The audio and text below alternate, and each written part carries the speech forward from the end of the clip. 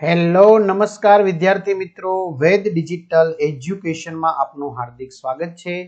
આજે આપણે ધોરણ 11 વિષય અર્થશાસ્ત્રમાં વાર્ષિક પરીક્ષા 2026 નું 100% ટાઈપિંગ સાથે સંપૂર્ણ પેપર સોલ્યુશન જોવાના છીએ। તો ખાસ વિદ્યાર્થી મિત્રો ચેનલમાં નવા હોય તો ચેનલ સબસ્ક્રાઇબ કરો, બાજુમાં બેલ આઇકનને પ્રેસ કરો જેથી તમને અવનવા વિડીયોની માહિતી નોટિફિકેશન મળી શકે। વિડીયો લાઈક કરો, તમારા મિત્રો દોસ્તોને શેર કરો। વાર્ષિક પરીક્ષા ધોરણ 11 અર્થશાસ્ત્ર ઇકોનોમિક્સનું સરસ મજાનું 80 ગુણનું પેપર છે। તેમજ એમના જે વિડીયો છે એ સવાણી સર દ્વારા સરસ મજાના સમજાવવામાં આવેલા છે। એમના સ્વાધ્યાય બી તમને મળી જશે। તો વાત કરીએ વિભાગ એ ની। સાચો વિકલ્પ પસંદ કરીને તમારે શું કરવાનું છે તો કે લખવાનું છે। તો મેં પહેલું, અર્થશાસ્ત્રને વાસ્તવવાદી વિજ્ઞાન તરીકે રજૂ કરનાર અર્થશાસ્ત્રી કોણ હતા? રોબિન્સ। અતિવૃષ્ટિ કયું આર્થિક પરિવર્તન છે? આકસ્મિક। માંગ રેખાનો ઢાળ કેવો હોય છે? તો એમાં જવાબ આવશે મિત્રો ઋણ ઢાળ। ત્યાર પછી માંગનો નિયમ કોણે આપ્યો? બરાબર, માંગનો નિયમ કોણે આપ્યો? તો આલ્ફ્રેડ માર્શલે। ત્યાર પછી ભવિષ્યમાં ભાવો વધવાની અટકળો હોય તો પેઢી વર્તમાન પુરવઠામાં કેવો ફેરફાર થશે? તો કે ઘટાડે છે। ત્યાર પછી સરેરાશ ખર્ચની રેખાનો આકાર કેવો હોય છે? તો યુ આકાર હોય છે। સ્થિર ખર્ચ રેખાનો ઢાળ કેવો હોય છે? તો એક્સ ધરીને સમાંતર। હવે ઘણા બધા વિદ્યાર્થી મિત્રોની કમેન્ટ આવે છે કે અમારે ધોરણ 11 કોમર્સના ઇકોનોમિક્સના મટીરિયલ જોઈએ છે વાંચન માટે, બરાબર? તો બધી માહિતી વિદ્યાર્થી મિત્રો તમને મળી જશે। આ સિવાય પેપર સેટ ઘણા બધા વિદ્યાર્થી મિત્રોને તૈયારી માટે જોતા હોય છે, તો પેપર સેટ બી મળી જશે। તો આર્ટ્સમાં કોઈ મિત્ર હોય તો એમને પણ સરસ મજાના પેપર સેટ મળી જશે, આર્ટ્સના પણ કોમર્સના પણ, બરોબર, બંનેના। તો અને હા, આર્ટ્સના તમામ વિષયના સ્વાધ્યાય પણ છે, બરોબર, ગુજરાતીના વિડીયો છે, આ બધી વસ્તુ ટૂંકમાં વિદ્યાર્થી મિત્રો છે। તો ક્યાંથી મળશે? તો વેદ ડિજિટલ એજ્યુકેશન નામની એપ્લિકેશન ગૂગલ પ્લે સ્ટોર કે જ્યાંથી ગેમ ડાઉનલોડ કરો છો તો ત્યાં જઈને ડાઉનલોડ કરો। ઓપન કરશો એટલે પેજ ખુલે, એમાં તમારા પોતાના મોબાઈલ નંબર નાખો, સેન્ડ ઓટીપી કરો, 4 આંકડાનો ઓટીપી નાખશો એટલે પેડ કોર્સમાં તમે ધોરણ 11 માં જશો, બધું વાંચન માટેનું મટીરિયલ, પેપર શીટ બધું મળી જશે। 3 થી 12 માં તમને એમના વિડીયો, સ્વાધ્યાય ને બધું મળી જશે। કયા બજારમાં પેઢીએ એ જ ઉદ્યોગ બને છે? ઇજારો। અસામાન્ય નફો કયા બજારનું સામાન્ય લક્ષણ છે? ઇજારો।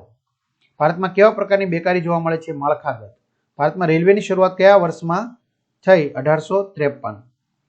ભારતમાં આર્થિક સુધારા કયા વર્ષથી અમલમાં આવ્યા? 1991।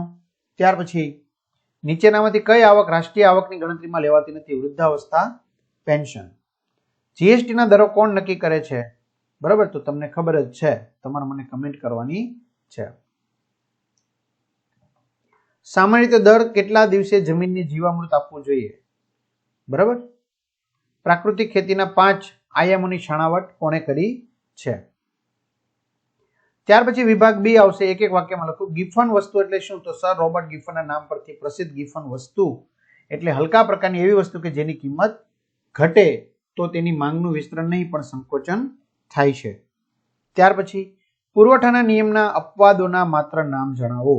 નાશવંત અને દુર્લભ વસ્તુઓ પુરવઠાના નિયમના અપવાદો છે। પ્રાદેશિક બજાર એટલે શું? જે વસ્તુઓ કે સેવાનો ખરીદ વેચાણ એ કોઈ એક ચોક્કસ પ્રદેશ પૂરતા સીમિત હોય તેવા બજારને પ્રાદેશિક બજાર કહેવામાં આવે છે। જકાત એટલે શું? તો આયાત નિકાસ થતી વસ્તુઓ પર જે કરવેરો લાદવામાં આવે છે તેને જકાત કહે છે। ખાનગીકરણ એટલે શું? ખાનગીકરણ એટલે ઔદ્યોગિક માલિકીનું જાહેર ક્ષેત્રોમાં થી ખાનગી ક્ષેત્રમાં શું થતું હોય છે? તો કે હસ્તાંતરણ, બરાબર, તો એને આપણે કહીએ છીએ। ત્યાર પછી આરોપિત ભાડું એટલે શું? તો પોતાનું મકાન બીજાને ભાડે આપ્યું હોય તો જે ભાડું મળી શકે તેને આરોપિત ભાડું કહે છે। ખાદ્યવાળું અંદાજપત્ર કોને કહેવાય? જે અંદાજપત્રમાં સરકારનું અંદાજિત ખર્ચ સરકારની અંદાજિત આવકથી વધુ હોય તેને ખાદ્યવાળું અંદાજપત્ર કહેવામાં આવે છે। વાપસા કોને કહેવાય છે? બરાબર, તો એમાં મિત્રો તમારે મને કમેન્ટ કરવાની છે। વિભાગ સી 2 ગુણના આપણે 9 સવાલ લખવાના છે। અર્થશાસ્ત્ર વિષયનો અભ્યાસ કઈ રીતે મદદરૂપ છે? બરાબર, અર્થશાસ્ત્ર વિષયનો અભ્યાસ તમને કઈ રીતે મદદરૂપ થશે તો તમારે લખવાનો છે। ત્યાર પછી છે ઉત્પાદનનો અર્થ સમજાવો, બરાબર। ત્યાર પછી વ્યક્તિગત સંપત્તિ અને સામાજિક સંપત્તિનો અર્થ આપો। જો વિદ્યાર્થી મિત્રો વિડીયો ઘણો બધો મોટો બનશે એટલા માટે આપણે સવાલોની યાદી લઈ લઈએ। ખાનગી વસ્તુ અને જાહેર વસ્તુના તફાવતના 2 મુદ્દા જણાવો। ત્યાર પછી સરેરાશ સ્થિર ખર્ચ એટલે શું? ઉદાહરણ આપો. ત્યારબાદ વર્તમાન સમયમાં બજારનું ભૌગોલિક વર્ગીકરણ જડ ચુસ્ત રહ્યું નથી, સમજાવો. ભારતની પ્રાચીન નિકાસો જણાવો. આર્થિક સુધારાનો અર્થ આપો. તેના આર્થિક સુધારાના પાસા જણાવો. જીએસટીની ટેક્સ ક્રેડિટ યોજના ઉદાહરણ આપી સમજાવો. પુરાંતવાળા અંદાજપત્રના ફાયદાઓ જણાવો. ત્યાર પછી ગાંધીવાદ જેવો કોઈ વાદ નથી. બીજ સંસ્કરણના ફાયદા જણાવો. જે આપણે ખેતીવાડીના નવા પાઠ છે એમાંથી છે. 3 ગુણના આપણે 6 સવાલ લખવાના છે. અર્થશાસ્ત્રમાં આંકડાકીય માહિતીનું મહત્વ મુદ્દાસર સમજાવો, જે આપણે મુદ્દા પાડીને આપણે સમજાવેલું છે. ત્યાર પછી ઉપયોગિતાના મૂલ્ય અને વિનિમય મૂલ્ય વચ્ચેનો સંબંધ તપાસો. ત્યારબાદ આપણે આગળ વધીએ વિદ્યાર્થી મિત્રો. પુરવઠા વિધેય ટૂંક નોંધ આપણે લખવાની છે. સ્થિર ખર્ચનો અર્થ આપી આકૃતિ દ્વારા તેની સમજૂતી આપો. ત્યાર પછી આપણે આગળ વધીએ. વૈકલ્પિક ખર્ચના માપનની મુશ્કેલીઓ જણાવો.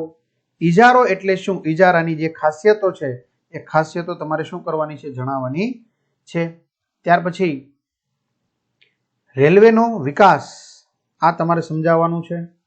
ત્યારબાદ વૈશ્વિકીકરણનો અર્થ આપી તેની મહત્વની બાબત જણાવવાની છે. ત્યારબાદ રાષ્ટ્રીય આવકની ગણતરીમાં ઉદ્ભવતી સમસ્યાઓની સમજૂતી ટૂંકમાં જણાવો. વિભાગ ઈ આપણે 5 ગુણના 4 સવાલ લખવાના છે. માંગના નિયમને અનુસૂચિ અને આકૃતિની મદદથી સમજાવો. બરાબર, તો આ રીતે આપણે સમજાવતું રહેવાનું છે. ક્લિયર?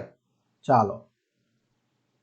માંગની મૂલ્ય સાપેક્ષતાનો અર્થ આપી તેના પ્રકારો આકૃતિ સહિત સમજાવો. ત્યાર પછી આપણે આગળ વધીએ.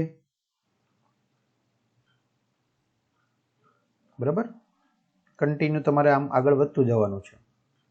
બધું જ આપેલું છે વ્યવસ્થિત વિગતવાર. પુરવઠા નિયમની વિગતવાર અનુસૂચિની આકૃતિ સહિત સમજૂતી આપો.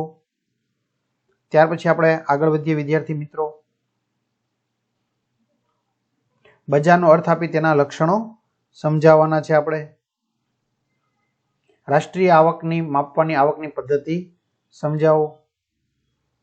અંદાજપત્રનો અર્થ આપી તેના ઉદ્દેશોની સમજૂતી આપો. રાજકોષ અને કર નીતિ અંગેના કૌટિલ્યના વિચારો વિગતે સમજાવો. તો આ રીતે આપણે સરસ મજાનું સોલ્યુશન અહીંયા જોયું. બરાબર, તો તમારા મિત્રો દોસ્તોને જાણ કરજો. ચેનલમાં નવા ચેનલ સબસ્ક્રાઇબ કરજો, વિડીયો લાઈક કરજો. અહીંયા સુધી આપણે રાખીએ. બરાબર, અને સ્વાધ્યાયને આ તે બધું તમને મળી જશે. અને બધા વિદ્યાર્થી મિત્રોને સારા માર્ક્સ પ્રાપ્ત થાય એવી વેદ ડિજિટલ પરિવાર તરફથી શુભકામનાઓ. બધાને બેસ્ટ ઓફ લક. અસ્તુ. જય હિન્દ, જય ભારત.